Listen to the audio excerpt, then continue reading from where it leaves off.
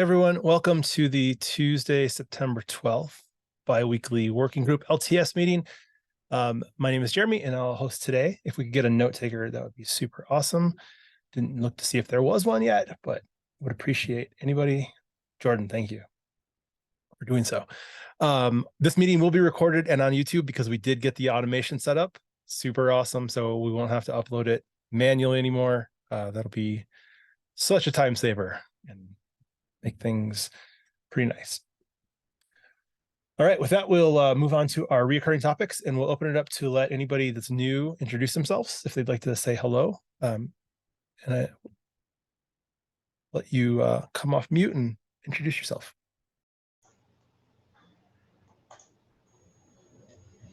Hello, can you hear me? Hello, so I'm Konstantinos Tsakalozos. I'm from Greece, Athens. I work with Angelos Kolaitis. Maybe you've seen him in some past meetings. I'm with Canonical and I work on microgates. And we're really excited about this C group.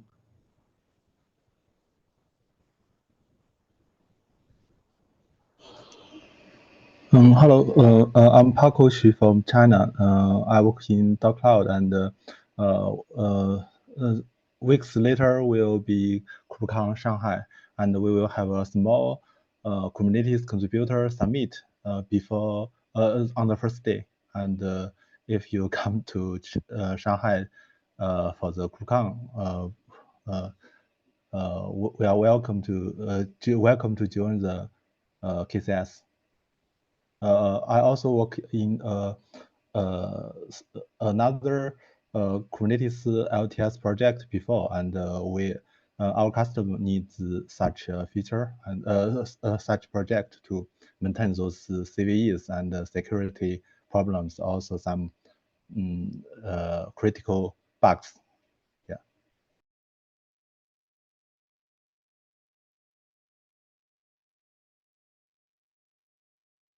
I can maybe go ahead as well. I am Mark Mudrinic. I am a software engineer at Kubernetes working at our cluster provisioning and management platforms. I am also a release manager at wg-lts doing a lot of release stuff. So this is definitely interesting to me topic because I would like to bring my experience as someone who has been working on cluster management tools, and also someone who has experience with how release stuff works. So I'm definitely happy to be with all of you there. And yeah, that's all.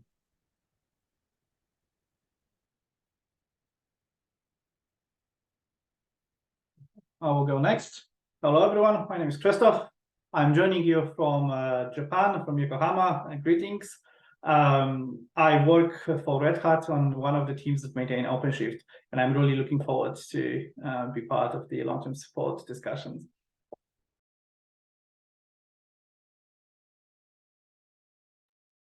Say hi, I'm Tim Pepper. I work at VMware. I was involved in the prior working group LTS, just had meeting conflicts and getting back into the new one, so hi.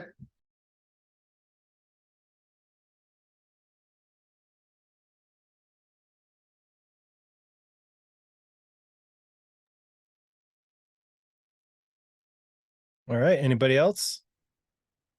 We will move on. Hi, I'm Benjamin Elder at Google, longtime Kubernetes contributor. You might know the Kind project, and I'm not experienced conflicts in these. And this one, I'm really walking into.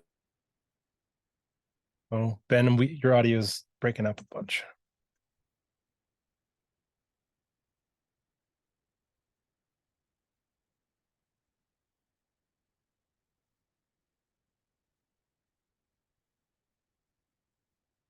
All right. Well, we'll move on in the interest of time. If you would like to say hello and didn't come off mute, feel free to drop your info into the chat and we'll record it for prosperity. Okay, looks like next up we have an FYI, the safer Kubernetes upgrades that was discussed last time. Well, it looks like it was discussed in SIG Arch and SIG API machinery. Actually, let me share my screen so we can all look at the same thing. That'd be useful. Oh, great to just listen to you read the agenda, Jeremy. I don't think I have a great radio voice, so I'm sorry. The mellifluous tones. All right. Yeah, so definitely if you have not taken a look at the Safer Kubernetes Upgrade doc, I think we had a pretty good discussion about it. Would definitely recommend taking a look at that. It looks like next steps will be a formal KEP targeting KubeCon. So that'll be interesting to see. Goal is to get it up for review so we can like be iterating on it like well ahead of 130 cycle. Hopefully iron out some stuff. I think we're also going to go to cluster life cycle. We talked to some folks individually, but that's an obvious sig to go talk. Yeah, definitely. All right. Looks like we have some chat too. Oh, here we go. I'll leave this here so we can see the chat as we go. All right. Next up, we had discussed maybe reviewing the survey question docs. It doesn't look like we got a whole lot on here, but I'll bring it up and we can take a look at it. There were a bunch of terms added, so thank you to whoever added those things as good background information. It looks like the questions we have so far are, what is your desired cadence for feature updates? Do you have a change freeze window lasting longer than a month where feature updates cannot be applied? If so, how often and how long are those freeze windows? How long do you require to test new feature updates before updating production environments? And what's the longest and typical delay between upstream Kubernetes releases and all third-party integration points declaring compatibility with that version? Has anybody had a chance to look through this? Have any other suggestions or feedback or data points that they're really interested in learning more about? I also know that the PRR folks do a survey. It's not aimed specifically at this, but it's looking at the experience folks have with upgrades and with versions in use. So I think that might also be another good data point for us. Bridget, it looks like you have your hand up. Yeah, I think we might want to examine our assumptions in these questions. And I'm not 100% positive. Maybe we plan on sending the survey to people who intend to do an upgrade. But in my experience, there are certainly people whose desire is to not upgrade a cluster. And so I think we're framing this as like, if you're going to upgrade, what do you want to do? But I don't know if we want to capture like what stops you from upgrading. And maybe are you not going to touch a cluster once it exists and you're going to migrate workloads instead, or try to resist change forever? Like, yeah, I'm interested in what the group thinks, but I've definitely encountered that. Yeah, understanding like how they consume security fixes would be helpful. But like, do you upgrade at all? Is maybe a good sort of first question. And then if you don't, like, what does that mean for your environment? Like, do you consume security fixes? Like, how do you sort of stay secure while not upgrading? And then what do you do at the end of your cluster lifetime? Do you migrate? Do you stick on an unsupported version? So yeah, I agree, Bridget. Like, we want to get information from people who are not upgrading at all or not doing sort of anything we expect them to do, so we can have visibility to that. Yeah, and I think that there's also maybe a difference, and I think we might want to try to tease out the difference between the people who feel like they want their clusters to be, immutable, kind of like our LTS sort of scenario with just like absolutely essential security patches, but nothing else. And then the people who are fine with doing the updates for a specific version, but believe or have experienced such a breaking change between, 1.21 to 1.22 or 1.22 to 1.23 or whatever, that they refuse to try to jump versions. Like, they'll do the security patches as long as they're available for a version, and then they're like, welp, you're not updating 1.24 anymore. I guess I'll have to start thinking about planning my change. Like, I've seen that, and so I'm kind of curious what people's experience with that is.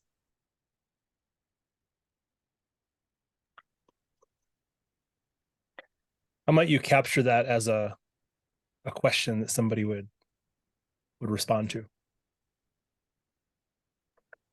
Like, I'm interested in, when you say upgrade, do you mean apply the incidental like patch releases in a specific version, or do you mean move to another version?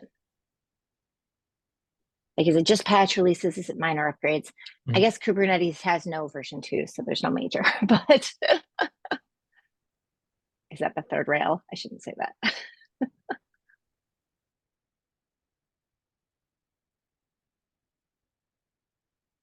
Rita had a comment in chat, which is probably good to capture, which is how long, if you do upgrade, how long does an upgrade take you? Rita, did you mean like specifically like Oh, mechanically rolling out an upgrade, or like I'm to specifically qualify an upgrade? interested in the minor version upgrade, I guess. Like if you do bump the minor version, how long does it take you? Typically, how long does it take you?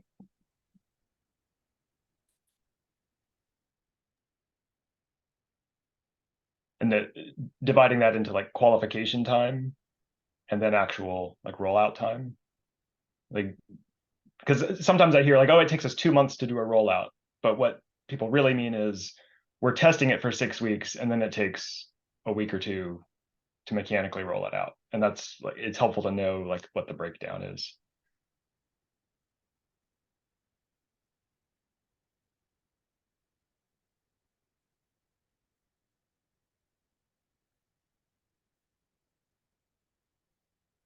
I've been trying to think of how to get information that like helps us not overtrain on the past. Like if we ask questions about like what has been your practice, all the data we're going to get is about people's practice informed by past pain.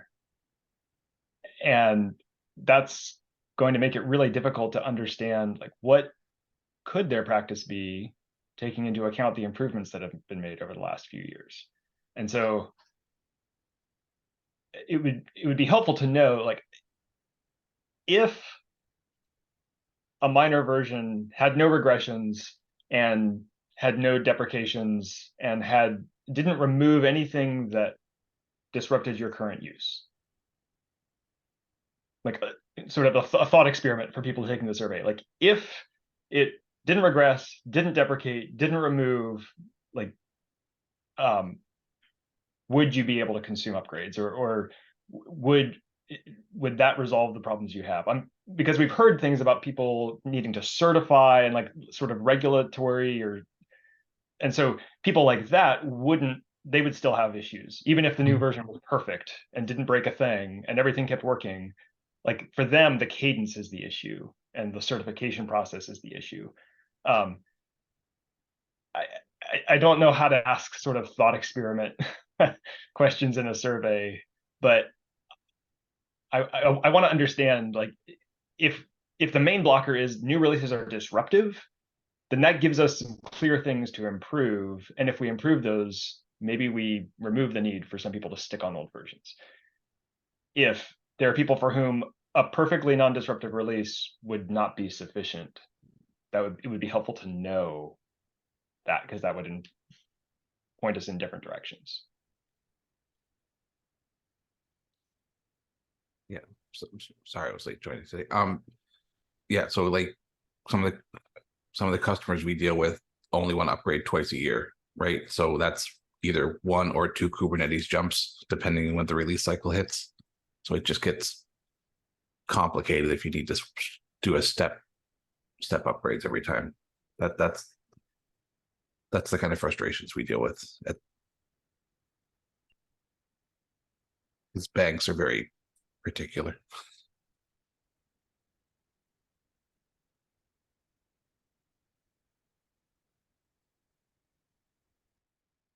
In the chat, Tim says he likes the if scenario. Would you be more inclined to upgrade idea? I think that's plus one to what Jordan said, Tim, I think. Yeah, plus one. Yep. I think we've struggled in the past with just sort of free form, like tell us something like black boxes, but with those, maybe we fish for something that they could easily plus one or minus one themselves. Without wanting to, sorry, Bridget, without wanting to utter the dirty word, I feel like possibly free text fields might be slightly more responsive to machine analysis at this point in time. I didn't say the word.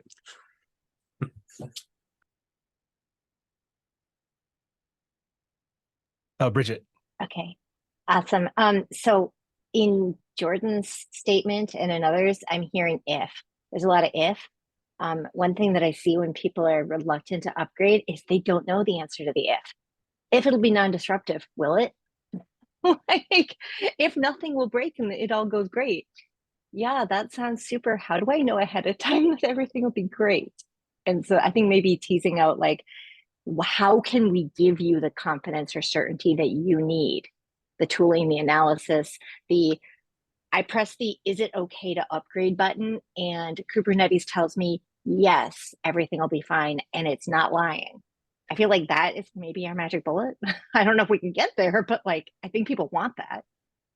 Yeah, I mean, like very concretely, we are burning down the categories of things that have been disruptive in the past. So like removal of APIs served by default is a thing we no longer do after the last beta API graduates. Like we don't serve APIs we know people will depend on and then will break in the future.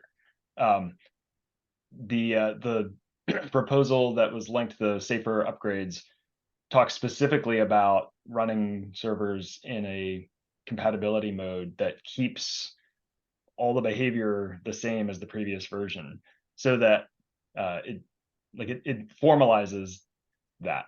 And then we've had some success in metrics and things showing use of stuff that's going to change in the next release. So you can do a pre-upgrade check. So you can say, like, look at my metrics. Are all my metrics clean? Is there any use of the thing that changes in the next release? The goal is to change nothing in the next release that's going to break. But sometimes like an insecure crypto cipher gets dropped or something. Like having metrics and pre-flight checks so you can see that, just like what you were saying, Bridget. I'm going to point to Rita and say, hey, Rita, you want to talk to us about it's not just Kubernetes, and that is sort of a problem, right? Yeah, I think this right now focus very much on Kubernetes, which rightfully so. But I do wonder if one of the reasons why people aren't moving is also all the stuff they have to test that do have to run on top of Kubernetes. So I don't know, maybe it's like a sub question to an existing one. I'm not sure. But it might be good to also understand that as well. Yeah, for sure. Like the visibility, so the API use metrics are a good example of that. Like you had random things running on top of Kubernetes using who knows what, and then Kubernetes upgrades and like a beta API turns off. And so having visibility to that centrally to say, like we can sweep the audit log, we can sweep the metrics and show none of the things you're running on this cluster were using the APIs that are going to go away. Things like that, like we already did that, but if there are other categories of things where we can centrally provide visibility to the use of the surface area, that can build confidence. At the same time, we're trying to stabilize that surface area and like never change it, like keep it stable and never change it. So less and less has to worry about it. What you just described, I'm looking at Marco's comment in the chat and thinking, so do we right now have a good way to emit, not just here's some logs, make sense of them, but like emit a report of, hey, here is your cluster that is running this version of Kubernetes. Just so you know, here is a bunch of Istio and other things that we have detected. Be aware of XYZ, like, or in the multi-tenant world, exactly. Like, hey, and just so you know, this particular cluster over here might be doing something really different. Be aware.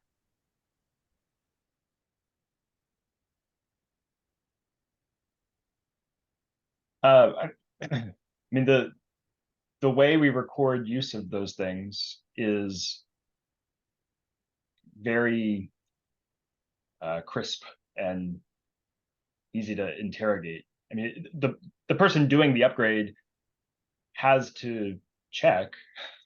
we can't make them check, but if they want to check, it's very easy to see what's being used that's going to be gone in the next release? I would say very easy for a given value of very easy. Yeah. Yeah, like it is very possible to do it. I would probably not call it very easy because you need to know where the order log is and what it looks like and how to parse it and a bunch of other stuff like that. But yeah. Okay. Yeah. Okay. Not architecturally impossible is not the same as very easy, man.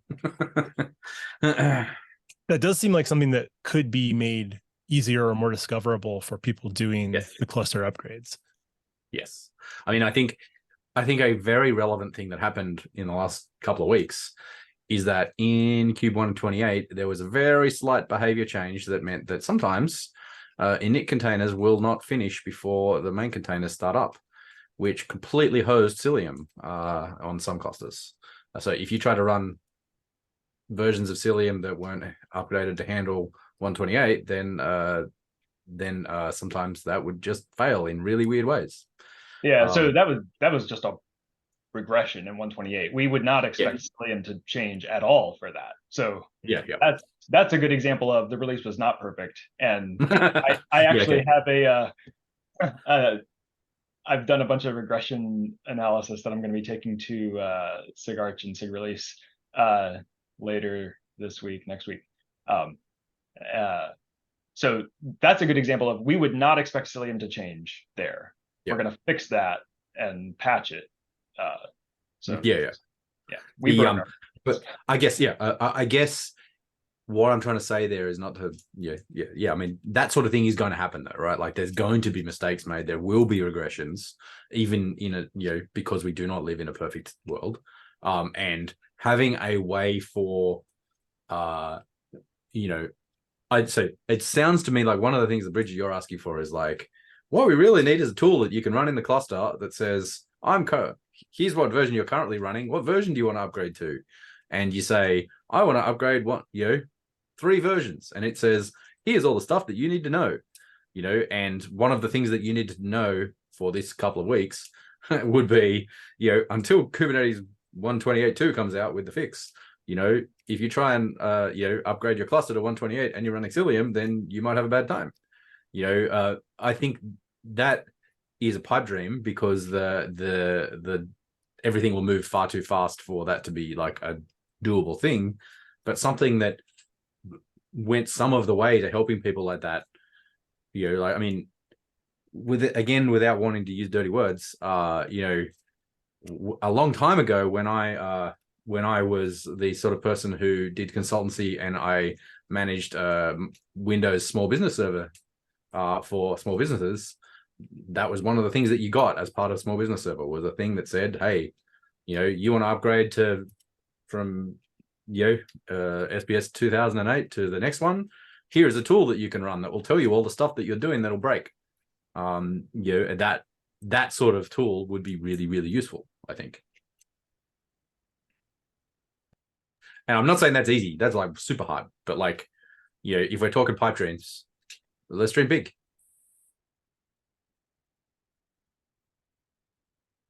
All right, quick time check. We are just about out of time for this session. Do we want to continue kind of iterating through this asynchronously after this meeting? How do we get to a point where we are ready to say we are ready to ask people questions to learn more and figure out if we're overtraining or if we are if we need to go in another direction to look at new things? Okay, I have one question. Yeah, sorry, Ben, go ahead. I think we should ask people kind of more generally what is blocking them from upgrade and what do they need to do to discover those things. We know about certain classes like qualification, or certification. We don't know if we know about all of them. And so I mean, some of these are things that are just kind of pipe dreams that we can't necessarily solve for them. Like we can't change the certification process and like nothing, that isn't solvable. But if it's something like we've been talking about with the breaking APIs, like, we can do things like give you something that scans the audit logs and tells you if you're using APIs that are changing. I think you do need a text field for that, and you need to get the wording such that you're prodding them to outline all of the things that they need between upgrades.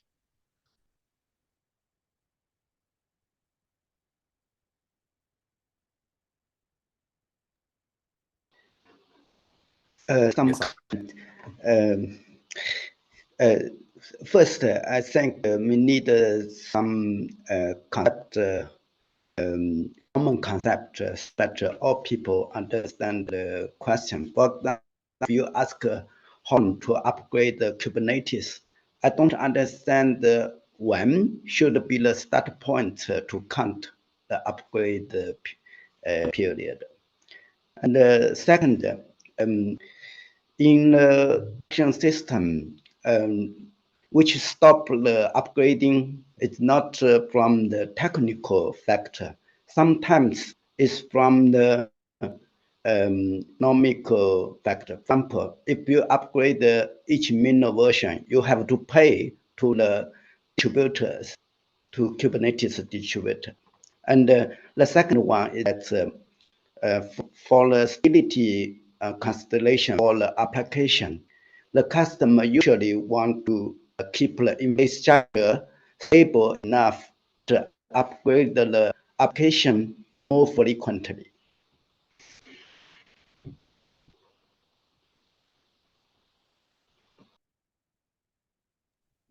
Yeah, I think we need a way to get people to tell us about all of those things, or maybe not even considering, because I mean, some of those, like you have to pay the distributor, indicates that, I mean, nothing we're going to do here is really going to fix that one. Mm-hmm.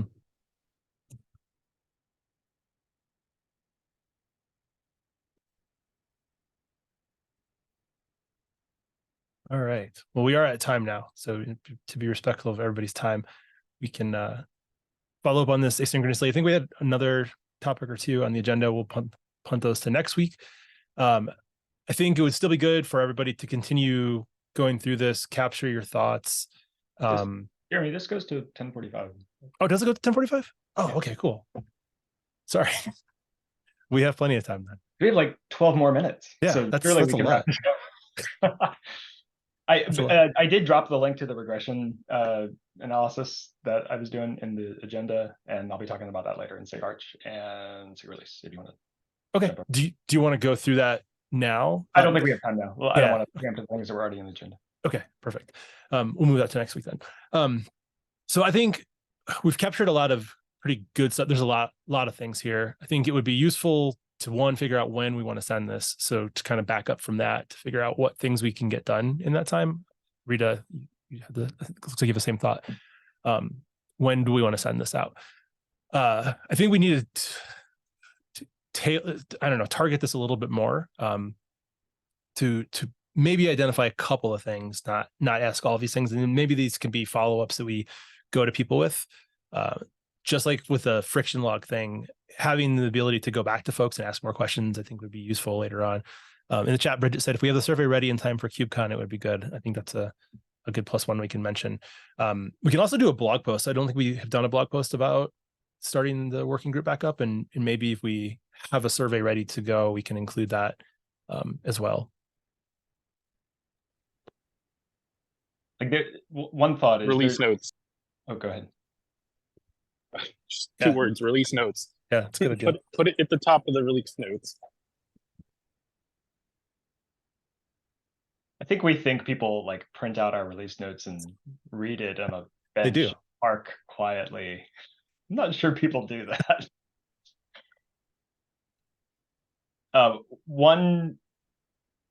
If we're just trying to get sort of free form input, that's one option. If there's a lot of directions we think we could go, and we just ask people, would you like to see this improved? Would you like to see this improved? Would you like to see this improved? People will say yes to everything, like improve everything.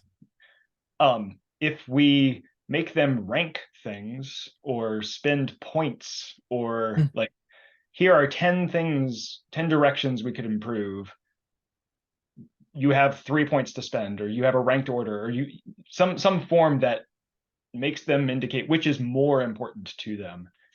That might be helpful. I don't know mechanically if what we're wanting to send the survey out can do things like that. But if we just say, do you want things to be better, everyone will say yes to everything.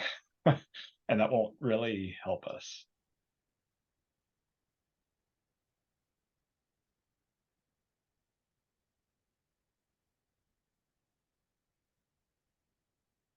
I'm specifically interested for people who would just +1 like longer, support existing stuff longer. Like, what is your plan at the end of that time? Because 4 months longer, 8 months longer, 12 months longer, if the plan at the end doesn't change, then all you've done is buy like a one-time reprieve of however many months. And so But then you're making it future use problem. Yeah. For many people, that is a viable life strategy, it seems. Yeah. I'm not saying it's a good strategy. If they have an awesome plan at the end, then that's great. And I want to know. If they don't have an awesome plan at the end, then I don't want to enable them to dig themselves deeper into a hole. Yeah. Also have to be very cautious. If they say they're not going to upgrade at the end of that, we get assurances that that's the case, and then they get to the end of it, and then they come back asking for an in-place upgrade. Right. Just as an aside, one thing I hear a lot is, oh, we're not planning to upgrade, we'll do a cluster migration. To which I say, well, that's great. Like there are a lot of things that are good about that approach. Are you doing that today once a year? And if you're not, then that's a good place to start. That would at least get you annual upgrades. And if you aren't doing that, then like getting that solved would improve your life a lot right away with the support window we already have, and would make me believe that you will actually do it at the end of 18 months or 2 years or however long. I don't know how to ask that in a survey. It's kind of scoldy to ask in a survey. But Scoldy is a good way to put it, yeah. I mean, like I honestly, it honestly does sound to me like, because we're still a bit about the exact directions, like maybe a bunch of free text fields that are like, tell us about what you think sucks, you know, like, I mean, getting people to complain about things is easy. And like I said, like, it is less hard than it used to be to take a bunch of identical forms with a bunch of different free text things and pull some themes out. Like, now there is stuff that can help, and you don't have to read them all yourself. Like, you know, there are ways we can do something about that. I'm not very familiar with them, but I know that that is a thing that can happen. I say that to make sure that I don't end up lumped with trying to figure out how to do that, because I don't know. But I know that it is a thing that people know how to do. Yeah, honestly, like, maybe that's because we need to sort of know what we don't know. Like, asking people to give us free text answers feels like the best way to surface information that we don't. Yeah. I mean, things like, if you could, what would be your dream upgrade, right? Like, or something like that, or what's broken about upgrades, what sucks about upgrades, what or that sort of thing. I think, because I think you're right, Jordan, that the real, no matter how we spin the idea of looking at LTS, the real problem is upgrades. It doesn't matter how long the support window is if the upgrade is ridiculously hard. Yes, I agree, Bridget, that the free text part should be optional at the end. Giving people a place to rant if they want is like, yeah. Do you see that as like a combo of yes, no questions? Like, do you upgrade your clusters at all? Yes, no. Do you consume patch upgrades? Yes, no. Minor upgrades? Yes, no. Tell us why. In a text box. I think something like that seems like, and that, because then, and also you're keeping the responses in sort of keeping them set. We don't need to do the sort of the psychometric testing thing of asking people the same question in 7 different ways to ensure that we're getting valid data, right? Like, we don't care about that yet. But like, we just want to get indications rather than like solidly valid data, I think, at this point. I wanted to signal boost something Ben said earlier, like asking about blockers and requirements.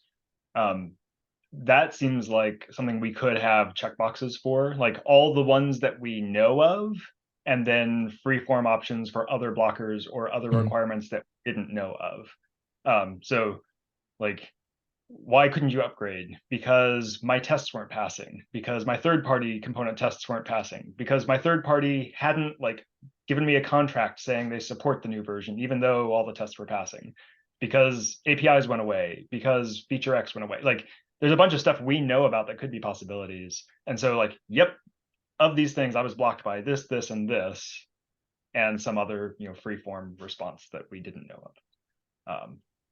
Instead of saying, do you want this to be better? Like, which of these things blocked you in the past?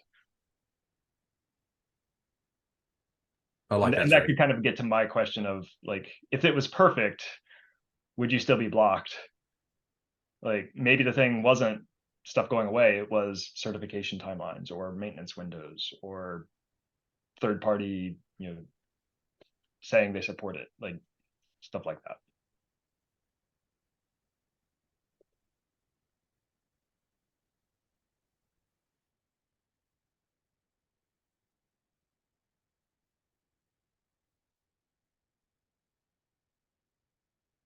Okay, so it sounds like we have maybe a rough idea of the direction of things we want to ask, the kind of shape of the things we want to ask. Does somebody want to take an action to kind of distill this down to maybe a first cut of what a survey might look like, capturing some of these things? If not, I can take a stab at it.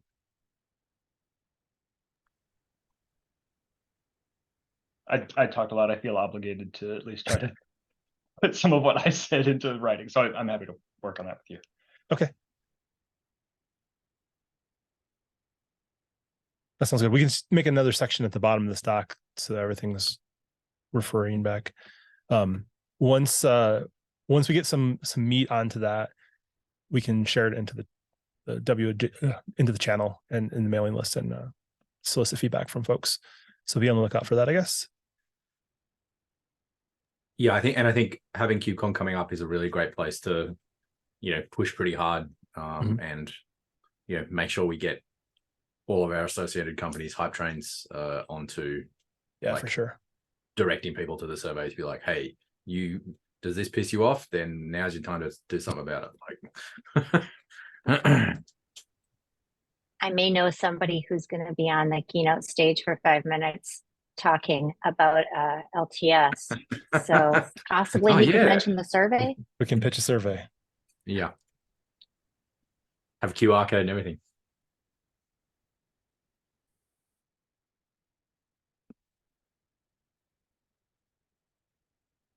All right. Is there anything we didn't capture in the chat that anybody would like to bring up before we make sure we got everything?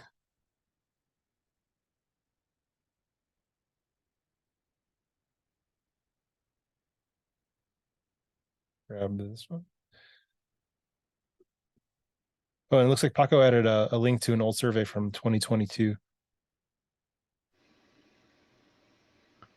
Yeah, very detailed one. Maybe not very suitable. I think there's one comment that we didn't capture about asking about the frequency. Sorry. I think there's one comment in the chat that we didn't capture about making sure we ask about the frequency angle. I added it just now. Thanks, Rita. It's next to if you do upgrade, typical how long does it take? It's grouped together. So this was the survey. Oh, go ahead, Nick. I was also going to say, I think that we shouldn't look at it until after we've done this one. Good idea. But before we do that one's fine. But no, the other one is the one that we did. We did do the previous survey for wg-lts. Yeah. But like, I think that it would be worth just checking, like sanity checking both of those, like the new one against the old one, and seeing, and checking in with Josh Burkus about how an analyzing went, analyzing the previous one went and what was hard, and see if we can avoid making the same mistakes there. It's a good idea. I also pinged the PRR folks to ask if I could get access to the survey data that they've done since 2020. So there's a pretty wide range of stuff that they've captured specifically around upgrades and things people have encountered that might be addressed with PRR. So I think that would also be another good data point to include when we're doing some analysis.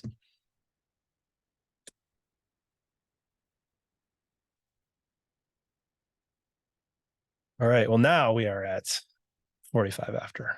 So now we will call it a meeting. If anybody has anything else they would like to add for next week, please add it to the agenda. I'll just bump everything up and then we can pick up from there. If anything comes up and you'd like to discuss things ad hoc or asynchronously, feel free to reach out on Slack and we can discuss there or on the mailing list. Hope everybody has a great rest of your week. See you later. Thank you.